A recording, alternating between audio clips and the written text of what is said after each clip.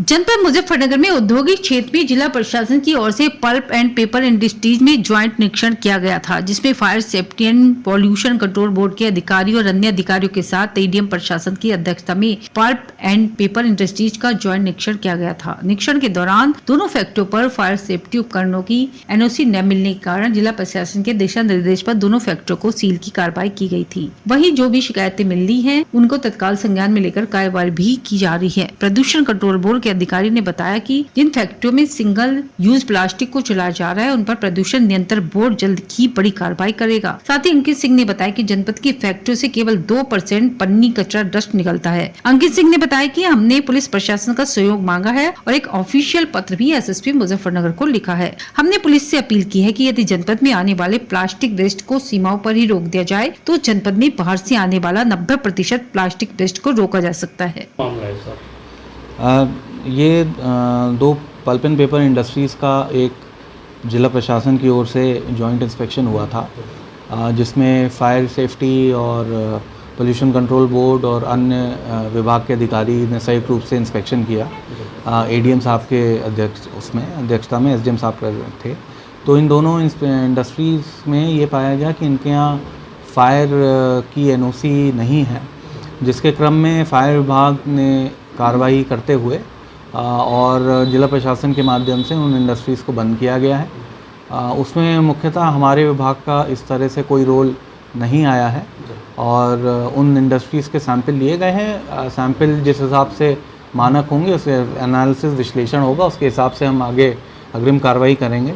वर्तमान में जो कार्रवाई की गई है वो फायर डिपार्टमेंट के द्वारा की गई है। सर, कुछ खबरें चल रही है अखबार और प्रिंट मीडिया में, सोता रहा प्रदूषण विभाग, क्या है? नहीं, वो देखिए, वो बिल्कुल एक तरह से गलत सूचना है, क्योंकि जहाँ पे इंस्पेक्शन हुआ और उस इंस्पेक्शन में यदि जो कमियां हैं वो दूसरे विभाग की मिली, फायर विभाग की मिली है, तो उसमें प्रदूषण नियंत्रण बोर्ड का किसी तरह का कोई रोल ही नहीं है।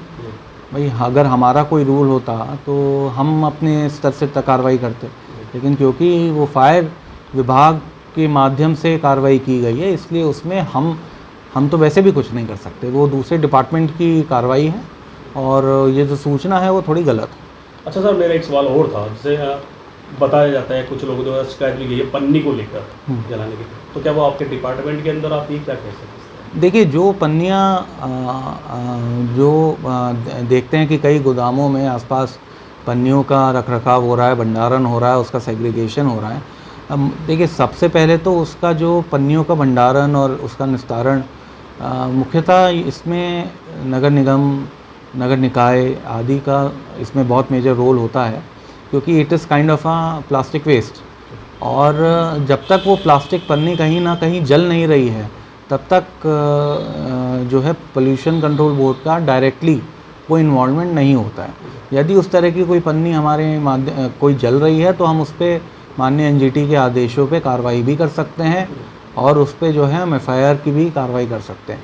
लेकिन मुख्यतः जैसे आप प्रेस के माध्यम से भी सूचना मिलती है कि अराउंड 70 to 80% जो प्लास्टिक वेस्ट है वो मुजफ्फरनगर में बाकी अलग अलग डिस्ट्रिक्ट और बाकी अलग अलग राज्यों से आता है। तो ये जो इलीगल सिंगल यूज़ प्लास्टिक जो कि बैन किया गया है हमारे यूपी राज्य में, अगर उसको बाउंड्री पे ही रोक दिया जाए तो इस तरह की समस्या नहीं आएगी। तो मैं तो अनुरोध करूंगा कि इस तरह की जो पन्नियाँ ट्रक के माध्यम से जनपद की सीमा के अंदर आ रही है, उसको अगर हम थानों के माध्यम से ही उनको रोकें और वहीं पे कार्रवाई कर दिए जाएं तो मुजफ्फरनगर की 70% समस्या जो पन्नी की है वो ख़त्म हो जाएगी।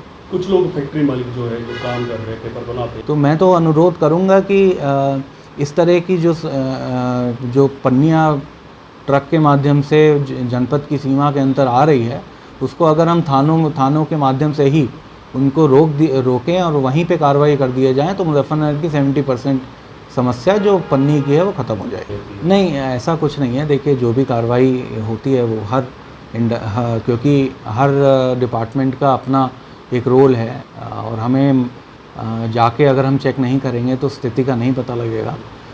लेकिन ये है कि जिस आवश्यकता अनुसार ही हमारे द्वारा इंडस्ट्री में जाया जाता है और पूरी कोशिश रहती है कि इंडस्ट्री को किसी भी तरह का विपरीत उत्पीड़न ना किया जाए।